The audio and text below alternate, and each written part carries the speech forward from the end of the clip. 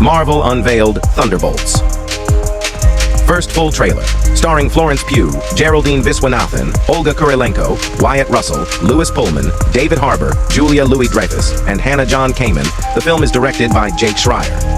The trailer builds on the footage that was released during San Diego Comic-Con, even if it doesn't explicitly establish the plot.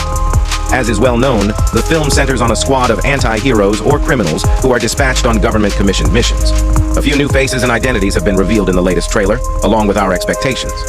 John Walker, one of the primary characters in the current release, continues to serve as a connecting thread between the two. The teaser for Thunderbolts also revealed that the story takes place after The Falcon and the Winter Soldier, with John shown reading Fall of a Hero, the John Walker story, on his phone while relaxing by a crib. Later on, because of his public persona, he began collaborating with Valentina Allegra de Fontaine as the U.S. agent, possibly only on dubious Black Ops missions. Walker is also depicted in the teaser alongside what is anticipated.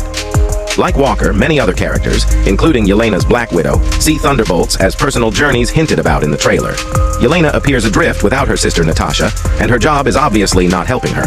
This implies that Red Guardian and Yelena may have another opportunity to reunite as family in the movie. Conversely, Bucky has also advanced in the globe. He is said to be a congressman, but on sometimes he gets bored and searches for covert Black Ops operations, where he might run into the other protagonists or antagonists of the tale. The first encounter, often known as a battle royal, is the highlight of the trailer. Everyone gets brought into the room via an assignment, but Bob is already there. Here, Bob is Robert Reynolds, also known as the Sentry, who is also said to be the story's villain.